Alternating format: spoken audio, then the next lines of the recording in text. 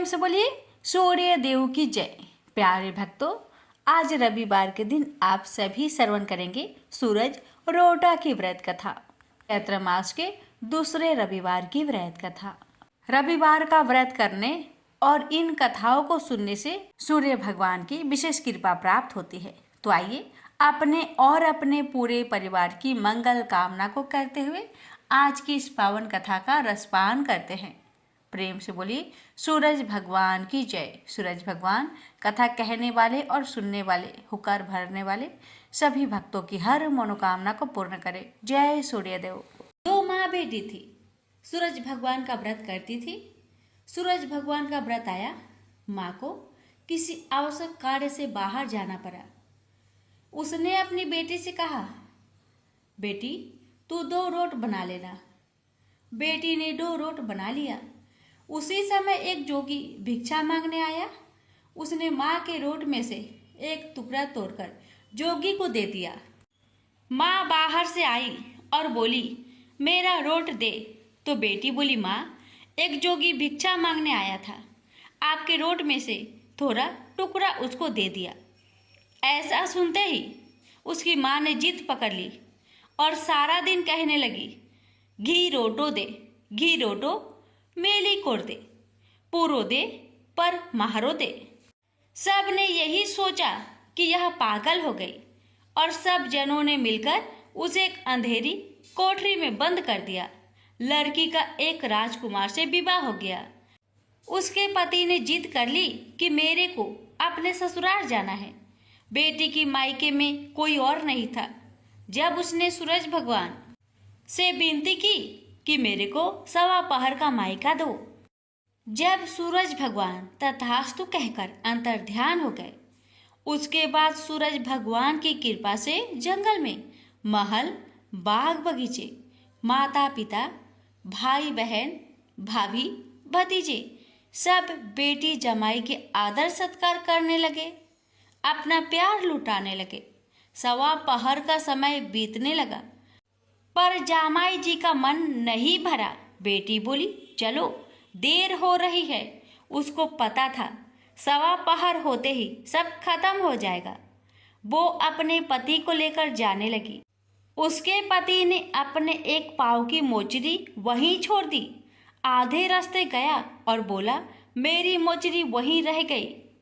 उसने बहुत समझाया, आपके क्या कमी है, पर वह नहीं माना। वापस जाकर देखा तो वहां जोर से हवा चल रही। जहां भोजन बनाया वहां राख उड़ रही। पेड़ के नीचे उसकी मोचरी रखी थी। उसके पति ने उसका हाथ पकड़ा और पूछा, ये जादू किया तुमने? तब उसने अपने पति को सारी बात बताई। उसके पियर मायका में कोई नहीं है, उसकी एक बावली माँ है। ये तो सूरज भगवान ने उसको 1.25 पहर का मायका दिया। उसने और उसके पति ने सूरज भगवान से प्रार्थना की और सूरज भगवान की कृपा से उसकी माँ ठीक हो गई और उसको बहुत सारी धन दौलत देकर विदा किया। हे सूरज भगवान, जैसा लड़की को दिया वैसा सबको देना। कहानी कहते सुनते हुक्कारा भरते सभी के परिवार को देना। प्रेम से बोलिए सूर्य नारायण की जय। प्राचीन काल में एक बुढ़िया रहती थी। वह नियमित रूप से रविवार का व्रत करती थी। रविवार के दिन सूर्योदय होने से पहले ही उठकर बुढ़िया स्नान आदि से निवृत्त होकर आंगन को गोबर से लीपकर स्वच्छ करती और उसके बाद सूर्य भगवान की पूजा करते हुए रविवार व्रत कथा सुनकर सूर्य भगवान को भोग लगाकर दिन में एक समय भोजन करती थी। सूर्य भगवान की अनुकंपा से बुढ़िया को किसी प्रकार की चिंता एवं कष्ट नहीं था। धीरे धीरे उसका घर धन्य धान्य से भर रहा था। अब होता है ये कि उस बुढ़िया को सुखी होते देख उसकी पड़ोसन उससे जलने लगी। बुढ़िया ने कोई गाय नहीं पाल रखी थी, अतः वह बुढ़िया पड़ोसन के आंगन में बंधी गाय का गोबर लाती थी। पड़ोसन ने अपनी दिमाग लगाकर कुछ सोचकर उसने अपनी गाय को घर के भीतर ही बांध दिया। रविवार को बूढ़ी माई को गोबर ना मिलने से वह अपना आंगन नहीं लीप सकी। आंगन ना लीप पाने के कारण उस बुढ़िया ने सूर्य भगवान को भी भोग नहीं लगाया और उस दिन खुद भी भोजन नहीं किया। सूर्यास्त होने पर बुढ़िया भूखी प्यासी सो गई। रात में भगवान ने उन्हें सपना दिया और भोजन ना बनाने और भोग ना लगाने का कारण पूछा तो बुढ़िया ने कहा भगवान को कि गोबर ना मिलने के कारण वो भोजन नहीं बना सकी। तब भगवान ने कहा कि माता, हम तुमको एक ऐसी गौ देते हैं जिससे सभी इच्छाएं पूरी होती है, क्योंकि तुम हमेशा रविवार को गोबर से लीप कर भोजन बनाती हो और भोग लगाकर ही खुद भोजन करती हो। इससे मैं खुश होकर तुम्हें वरदान देता हूँ। सपने में भगवान का यह वरदान पाकर जब बुढ़िया की आँख खुली तो देखा कि आंगन में एक अति सुंदर गौ और बछड़ा बंधे हुए हैं। गाय और बछड़े को देखकर वह खुश हो जाती है और घर के बाहर बांध देती है और खाने को चारा डाल देती है। जब पड़ोसन ने वृद्धा के घर के बाहर अति सुंदर गौ और बछड़े को देखा तो देश भावना से प्रेरित होकर उसका हृदय जल उठा और जब उसने देखा कि गाय ने सोने का गोबर दिया है तो वो गाय का सोने का गोबर ले गई और अपनी गाय के गोबर उसकी जगह रख दिया। रोजाना वह ऐसा करती रही और सीधी साधी बुढ़िया को कानों कान इसकी खबर तक ना होने दी। तब सर्वव्यापी ईश्वर भगवान सूर्य नारायण ने सोचा कि चालाक पड़ोसन की वजह से बुढ़िया ठगी जा रही है, तो उन्होंने शाम के समय अपनी माया से बड़े जोर की आंधी ला दी। आंधी की भय से बुढ़िया ने अपनी गाय को अंदर ही बांध दिया। सुबह जब गाय ने गोबर दिया तो बुढ़िया आश्चर्यचकित रह गई और फिर वो रोजाना अपनी गौ को घर के अंदर ही बांधने लगी। उधर पड़ोसन ने देखा कि बुढ़िया तो गौ को घर के अंदर बांधने लगी है, तो उसका सोने की गोबर उठाने की चाल कामयाब नहीं हो पा रही थी। तो कुछ उपाय न देखकर पड़ोसन ने सीधे राजा की सभा में जाकर सारी बात बता दी। उसने राजा से कहा कि मेरे पड़ोसन में एक वृद्धा के पास ऐसी गाय है जो आप जैसे राजाओं के पास होना चाहिए, आप ही के योग है। वह गौ रोजाना सोने का गोबर देती है। आप सोने से प्रजा का पालन करिए। वह बुढ़िया उस सोने का क्या करेगी? राजा ने यह बात सुनकर अपने दूतों को बुढ़िया के घर जाकर गौ लाने की आज्ञा दे दी। अब बुढ़िया सुबह सुबह ईश्वर को यानी सूर्य नारायण को भोग लगाकर भोजन ग्रहण करने जा ही रही थी कि तभी राजा के कर्मचारी गाय खोलकर ले गए। यह देखकर बुढ़िया काफी रोई, जोर जोर से चिल्लाई, लेकिन कोई कर्मचारी ने एक ना सुनी। उस दिन फिर वृद्धा गौ के वियोग में भोजन ना कर सकी और रात भर रो रो कर सूर्य नारायण से गाय को पुनः पाने की प्रार्थना करती रही। वहीं दूसरी ओर राजा गौ को देखकर बहुत प्रसन्न हुआ और सुबह ही जैसे वह उठा, सारा महल गोबर से भरा दिखाई देने लगा। राजा यह देखकर घबरा गया। भगवान ने राजा को सपने में कहा था कि हे राजा, गाय बुढ़िया को लौटा देने में ही तेरी भलाई है। रविवार के व्रत से प्रसन्न होकर मैंने ही उसे यह गाय दी थी। सुबह होते ही राजा ने बुढ़िया को बुलाकर बहुत सारे धन के साथ सम्मान सहित गौ और बछड़ा लौटा दिया। इसके साथ ही पड़ोसन को भी बुलाकर उचित दंड भी दिया। ऐसा करने से राजा के महल की गंदगी दूर हुई और उसी दिन राजा ने नगर वासियों को आदेश दिया कि अपनी समस्त मनोकामनाओं की पूर्ति के लिए रविवार का व्रत रखा करे। प्रेम से बोलिए सूर्य नारायण की जय। हे सूर्य नारायण, जय श्री कृपा आपने बुढ़िया माई पर करी, वैसे ही कृपा आपकी कथा कहने वाले, सुनने वाले, हुक्कार भरने वाले सभी भक्तों पर करना और सभी भक्तों की हर मनोकामना को पूर्ण करना। जय सूर्य नारायण। यह बात उस समय की है जब देवलोक के शिल्पकार विश्वकर्मा भगवान की एक पुत्री थी। उसका नाम था संज्ञा। वह दिन भर तपती धूप में खेला करती थी। सूर्य की तेज किरणों से जैसे उस पर कोई असर ही नहीं होता था। संज्ञा जब बड़ी हुई तो एक दिन विश्वकर्मा और उसकी पत्नी ने संज्ञा को बड़े मुग्ध भाव से सूर्य को निहारते देखा। यह देख विश्वकर्मा बोले, देवी, ऐसा लगता है हमारी बेटी सूर्य पर मोहित हो गई है। देख रही हो कितने मुग्ध भाव से सूर्य की ओर ताके जा रही है। मुझे भी ऐसा ही लगता है हे स्वामी। विश्वकर्मा की पत्नी ने कहा। सूर्य के सौंदर्य के प्रति संज्ञा का आकर्षक उसकी आयु के साथ बढ़ता ही गया। एक दिन विश्वकर्मा उसे अपने साथ हाथी पर बैठाकर सैर करने को निकले। अपनी पुत्री को सूर्य की ओर निहारते देख उन्होंने पूछ लिया, बेटी, अब तुम छोटी नहीं रही। मैं सोचता हूं जल्दी ही तुम्हारा ब्याह कर दूं। बताओ बेटी, बताओ, किस देव को तुम चाहती हो? बताओ, मैं तुम्हारा विवाह उसी देव के साथ करूंगा जिसको तुम चाहती हो। बेटी कहने लगी, पिताजी, आकाश में सूर्य से बढ़कर कोई तेजस्वी नहीं है। संज्ञा की बात सुनकर विश्वकर्मा ने कहा, बेटी, ठीक है, हम तुम्हारा शादी सूर्य से ही करा देते हैं। अब विश्वकर्मा अपनी पुत्री को लेकर सूर्य के पास पहुंच गए।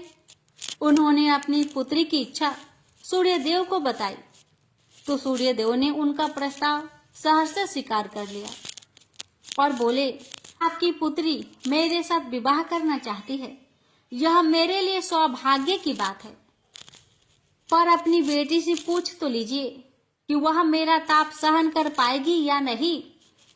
विश्वकर्मा ने संज्ञा को एक और ले गए और पूछा, बेटी, सूर्यदेव का उत्तर तुमने सुन लिया। अब बताओ, तुम उनका ताप सहन कर लोगी? हर ऋतु का ताप उनका अलग अलग होता है। अब तुम बताओ, क्या सह पाओगी? संज्ञा ने कहा, पिताजी, हाँ, मैं सह पाऊंगी। अब विश्वकर्मा ने कुछ ही दिन बाद संज्ञा का विवाह सूर्य देव के साथ करा दिए। संज्ञा सूर्य देव के साथ उनके लोक चली गई। अब तो संज्ञा सूर्य देव के साथ सुख पूर्वक रहने लगी। फिर उनके वहां एक पुत्र पैदा हुआ जिसका नाम रखा गया मनु।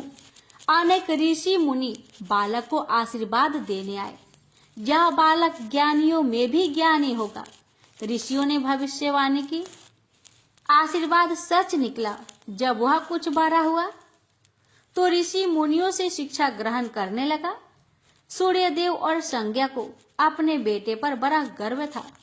वे बहुत ही प्रेम से अपने बेटे का लालन पालन करते थे। अनाचार एक बार ग्रीष्म ऋतु में सूर्य की किरणें बहुत ही प्रखर हो गई। उनका तेज अपने चरम सीमा पर जा पहुंचा। संज्ञा की चमड़ी लसने लगी। सूर्यदेव ने उसे अपने पास बुलाया तो वह अपनी आंखों पर हाथ रखकर उनके पास पहुंची। सूर्यदेव बोले, संज्ञा, मेरी ओर देखो। तुमने अपनी आंखें क्यों ढक ली? नेत्र खोलो और मेरी ओर देखो। मैं तुम्हारा पति हूँ। संज्ञा बोली, स्वामी, आपके ताप से मेरी आंखें खुल नहीं पा रही है। संज्ञा की बात सुन सूर्यदेव ने कहा, इसका अर्थ तो ये हुआ कि तुम मुझे अपने से दूर कर रही हो। विवाह के पूर्व मैंने तुमसे पूछा भी था कि क्या मेरा ताप सहन कर पाओगी। तुम्हारी सहमति पाकर ही मैंने तुम्हारे साथ विवाह करना स्वीकार किया था, लेकिन अब तुम अपने वचन से मुकर रही हो। सूर्यदेव क्रोधित होकर कहने लगे। संज्ञा बोली, हे स्वामी, इसमें मेरा दोष नहीं, आपका ताप ही प्रखर है। यह सुन सूर्यदेव और भी कुपित हो उठे और बोले, सुनो संज्ञा, प्राणवान वस्तुओं को जीवित रखने वाला मैं ही हूं, परंतु तुमने मेरी ओर से आंखें बंद कर ली, अतः तुम्हारे गर्भ से जो बालक उत्पन्न होगा वह यम होगा। यम अर्थात मृत्यु का देवता। संज्ञा वहां से भाग जाना चाहती थी, लेकिन बच्चों का मोह उसे विवश किए हुए था।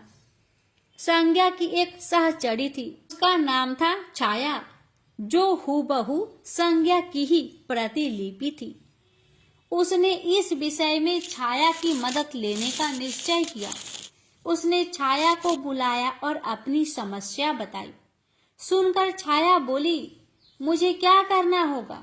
तो संज्ञा कहने लगी, तुम संज्ञा बनकर मेरे पति के साथ जाओ और उनकी पत्नी और बच्चों की मां बनकर वहीं रहो। फिर छाया ने कहा, अगर उन्होंने मुझसे पूछताछ की तो मैं क्या कहूंगी? तो संज्ञा ने कहा, तुम बता देना कि मैं संज्ञा हूं, अपना भेद कभी मत खोलना। छाया कहती है, लेकिन मैं ये सब कैसे करूंगी? और करूंगी तो मेरी एक शर्त भी है कि अगर कभी सूर्यदेव मुझ पर बिगड़े या फिर श्राप देने लगे तो मैं सारा भेद खोल दूंगी। संज्ञा ने कहा, ठीक है छाया, अब जाओ और मेरे बच्चों को संभालो। तुमने मुझे बहुत ही कठिन काम सौंपा है संज्ञा। छाया कहने लगी, फिर भी मैं भरसक प्रयत्न करूंगी। और वहां से छाया चली गई। उसके जाने के बाद संज्ञा सोचने लगी, मैं मायके जाती हूँ, माँ और पिताजी मुझे देखकर बहुत प्रसन्न होंगे। मैं कुछ समय वहां रहूंगी, परंतु पिताजी तो कहेंगे, स्त्री की शोभा पति के घर में रहने में ही है। ऐसे ही विचारों में उलझी बेचारी संज्ञा मायके को चल पड़ी। रास्ते में उसके मस्तिष्क में उलझने टकराने लगी। वह सोचने लगी, पिताजी जब मुझे लौट जाने को कहेंगे तब मैं क्या करूंगी? तब मैं जंगल में चली जाऊंगी। इसी सोच विचार के साथ संज्ञा अपने मायके पहुंच गई। पिता ने उसका बड़ा सत्कार किया। बोले, आओ बेटी आओ, सब कुशल मंगल तो है? तो संज्ञा बोली, नहीं पिताजी नहीं, आपने ठीक ही कहा था। ग्रीष्म ऋतु में मैं सूर्य देव की ताप सहन नहीं कर सकी। अब तो संज्ञा कुछ दिन अपने पिता के घर में सुख से रही। एक दिन पिता ने उससे कहा, बेटी संज्ञा, तुम्हारे आने से मुझे बड़ा हर्ष हुआ है, मुझे बहुत अच्छा लगा, परंतु विवाह हो जाने के बाद स्त्री को मायके में अधिक दिन तक नहीं ठहरना चाहिए। अब तुम अपने पति के घर जाओ, फिर कभी हमसे मिलने आना। तुम मुझे बहुत प्यारी हो, किंतु पति का घर ही स्त्री का घर होता है। यही मैंने सोचा था, संज्ञा मन ही मन बोली। और एक रात चुपचाप पिता का घर छोड़कर वह जंगल में चली गई। वह सोचने लगी, मैं सूर्य के सामने नहीं जा सकती, अतः घोड़ी बन जाती हूँ। उस रूप में मुझे यहाँ कोई पहचान नहीं पाएगा। घोड़ी का रूप धारण कर संज्ञा सूर्य के ताप की शक्ति को कम करने के लिए तपस्या करने लगी। तो छाया ने सूर्य के यहाँ जाकर संज्ञा का स्थान ले लिया।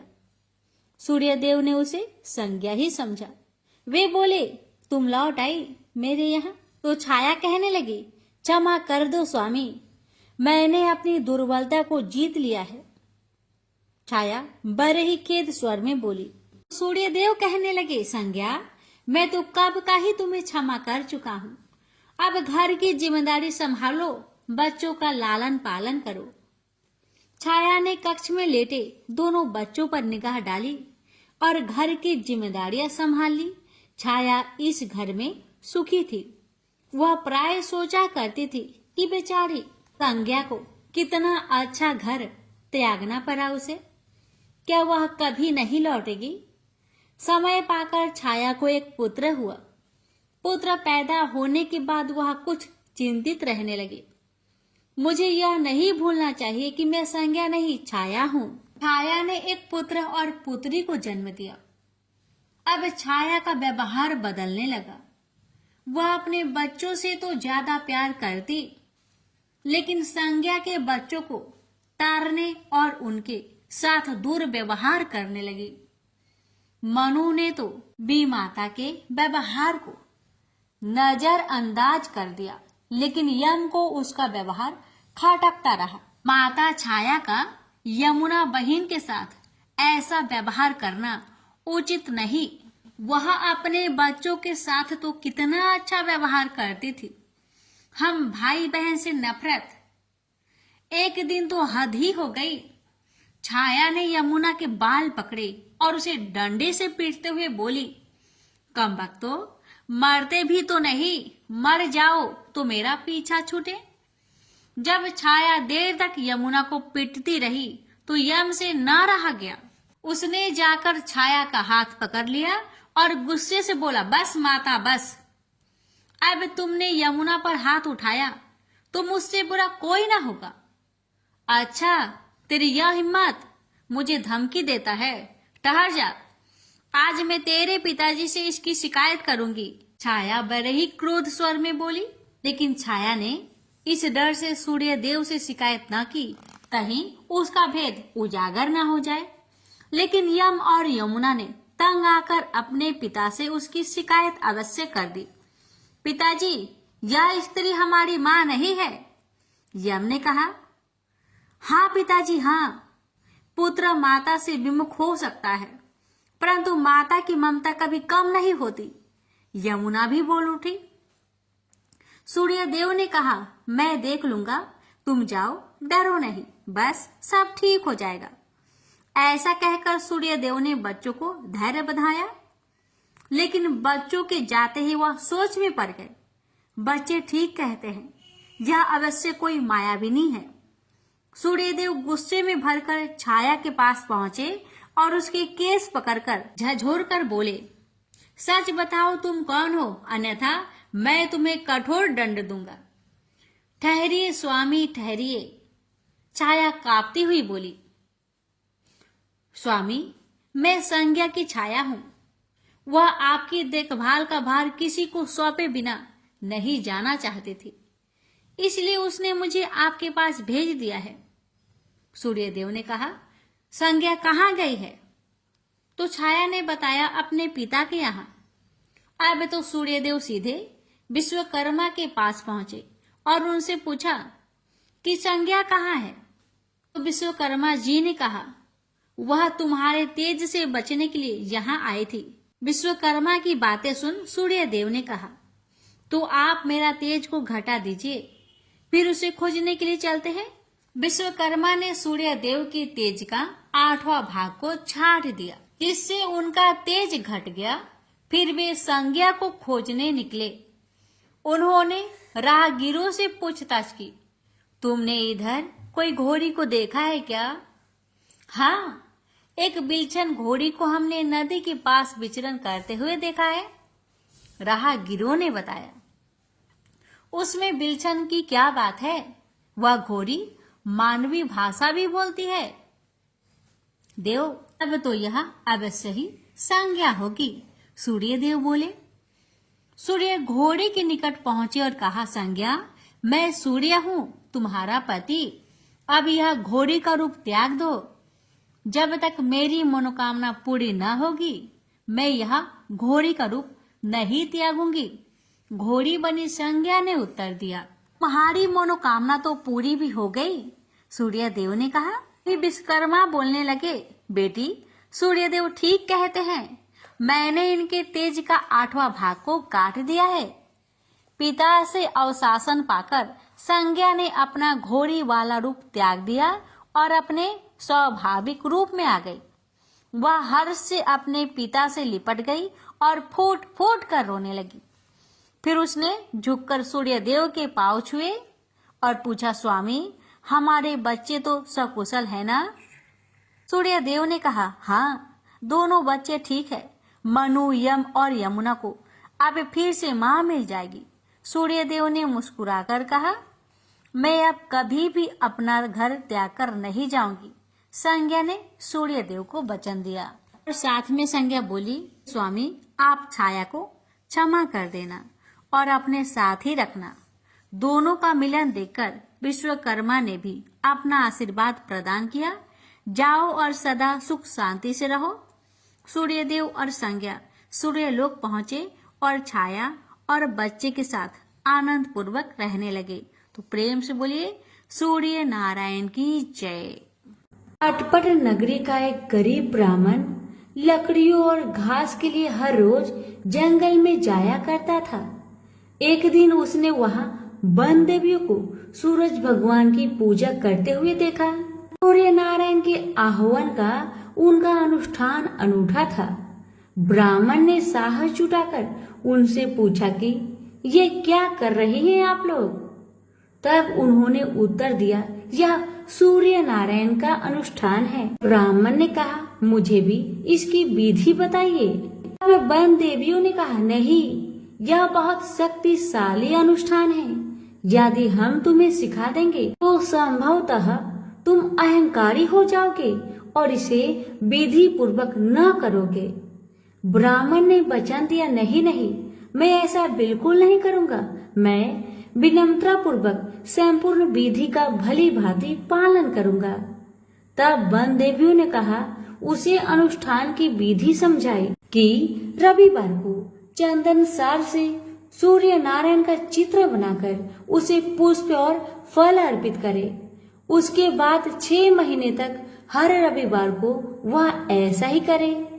फिर उसके अगले 6 महीने गरीबों को दान करे।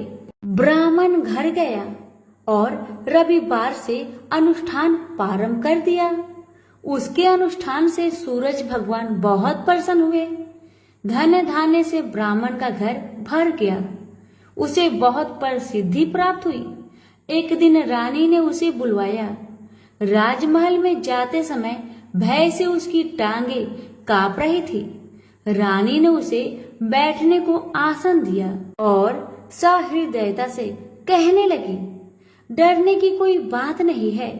हमने आपको इसलिए बुलाया है कि हम चाहते हैं आप अपनी बेटियां हमें दे दे। ब्राह्मण सिसकते हुए कहा, मेरी बेटियां बहुत तंगी में बड़ी हुई है।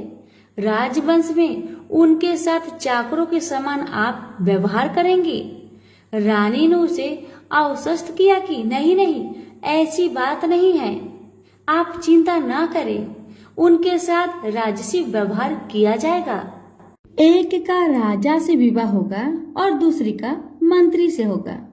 ब्राह्मण ने खुशी खुशी रानी का प्रस्ताव स्वीकार कर लिया। शीघ्र ही विवाह हो गए और ब्राह्मण की बिटिया ससुराल चली गई। पूरे 12 बरस ब्राह्मण उनसे मिलने नहीं आया।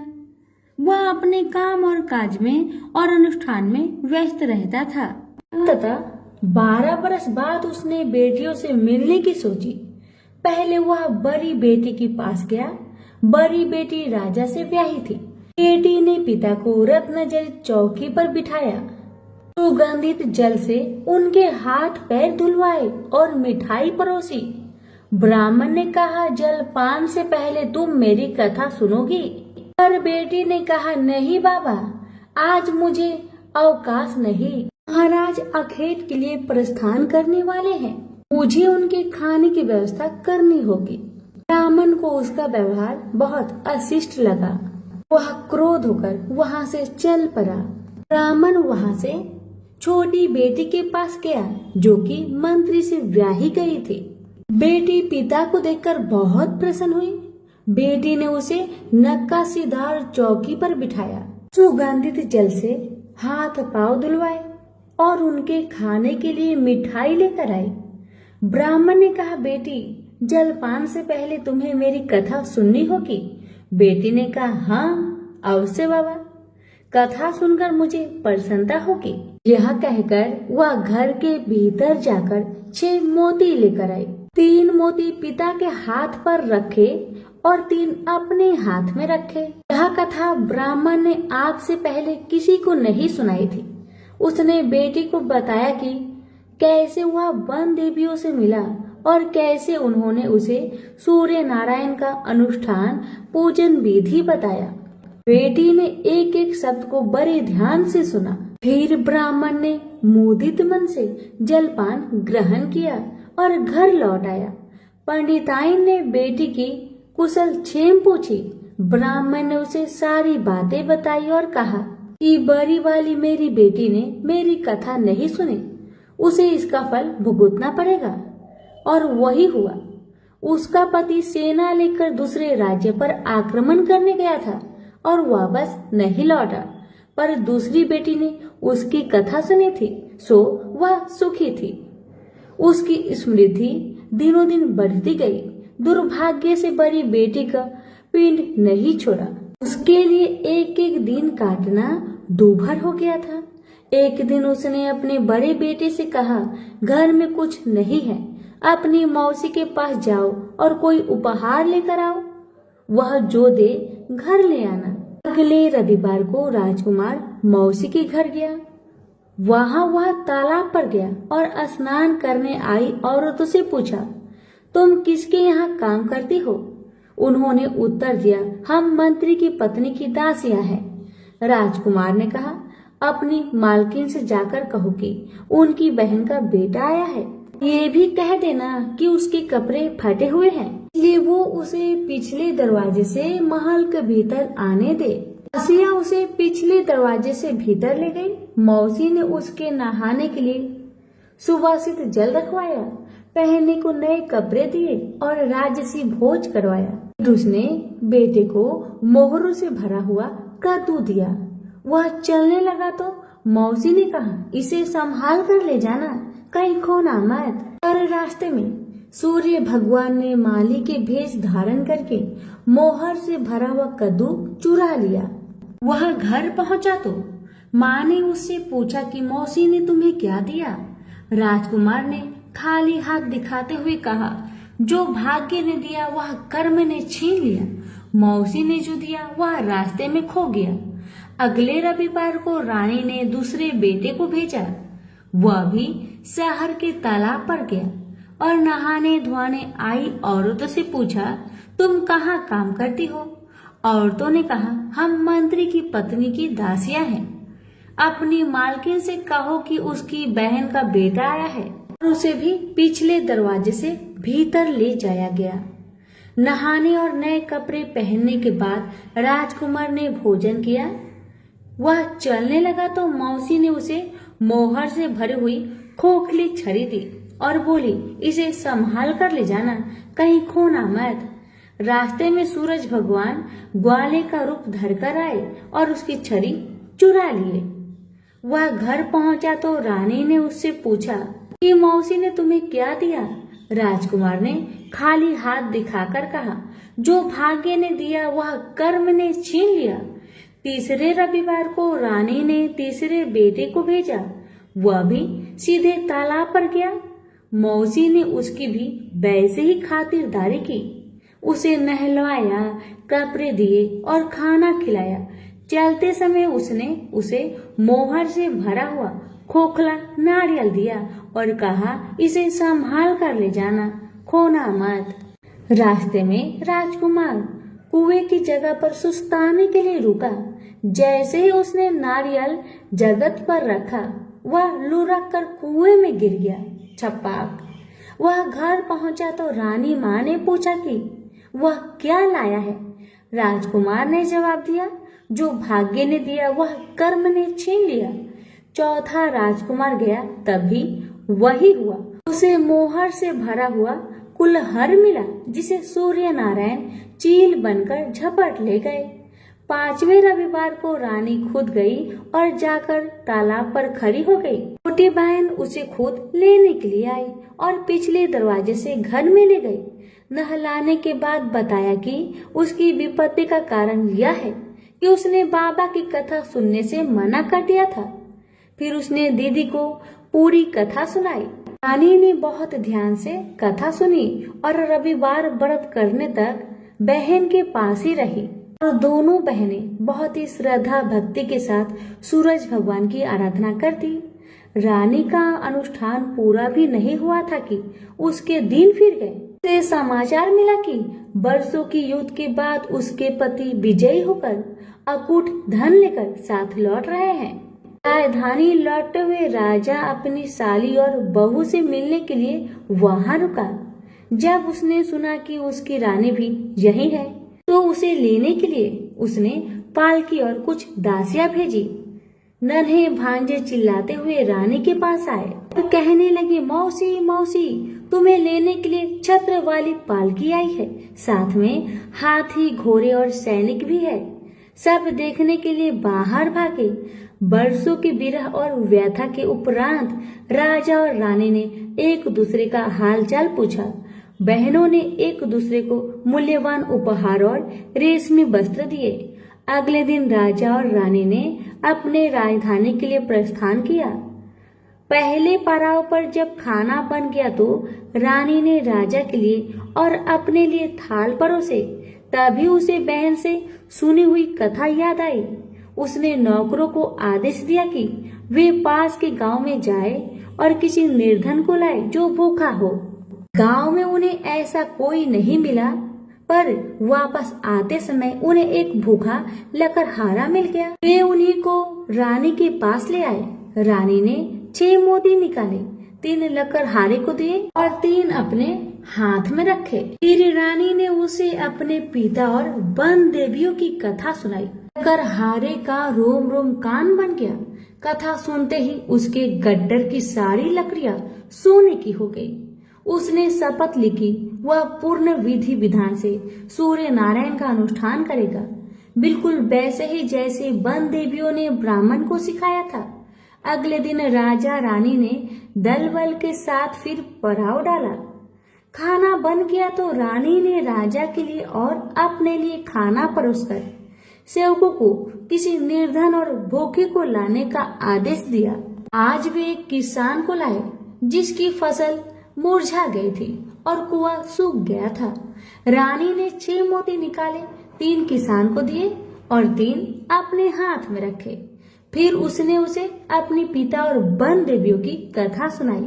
कथा संपूर्ण होने से पहले ही उसकी फसल फिर से हरी भरी हो गई और सूखे कुएं में पानी भर आया।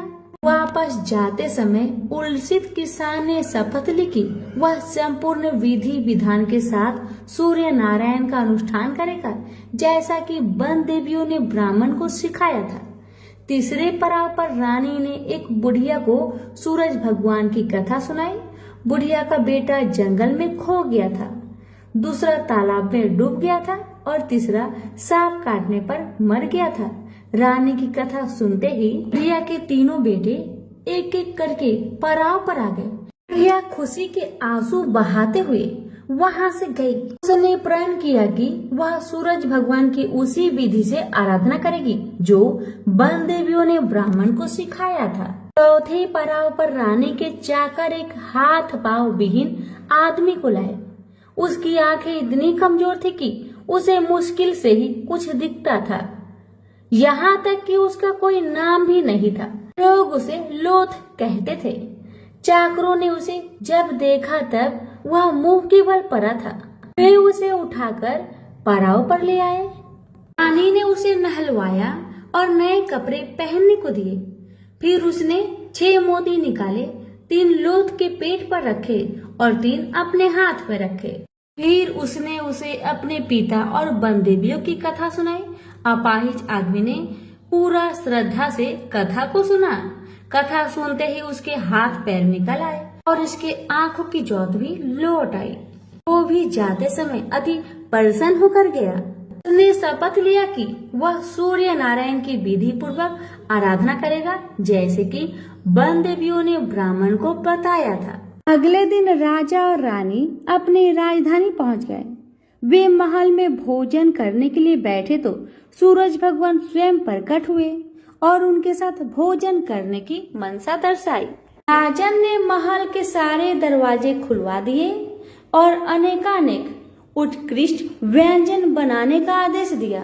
प्रत्येक पकवान को 6 अलग अलग खुशबुओं के साथ परोसा गया। सूर्य नारायण और राजा खाने के लिए बैठे। सूर्य नारायण को पहले कौर में ही एक लंबा वाल दिखा। वह क्रोधित होकर चिल्लाए, यह किस अधम स्त्री का वाल है। रानी भय से पीली पड़ गई। उसे याद आया कि अपनी विपत्ति के 12 वर्षों में वह उल्टे के नीचे बैठकर कंघी किया करती थी। संभवतः वह उसी का बाल है।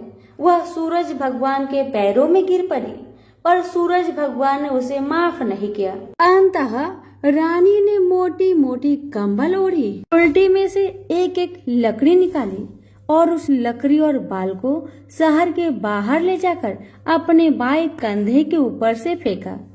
तब कहीं सूर्य नारायण का क्रोध शांत हुआ और उन्होंने भोजन ग्रहण किया। ब्राह्मण, राजा, रानी, उनके बच्चे, मंत्री की पत्नी, लकड़हारा, किसान, बुढ़िया और वह आदमी जिसे लोथ कहा जाता था, सभी को सूर्य नारायण की अनुकंपा से लंबी आयु मिली। जब तक वो जिए सुख से जिए। तो सभी प्रेम से बोलिए सूर्य नारायण की जय। कथा अच्छी लगे तो दूसरों को शेयर करना ना भूले। धन्यवाद।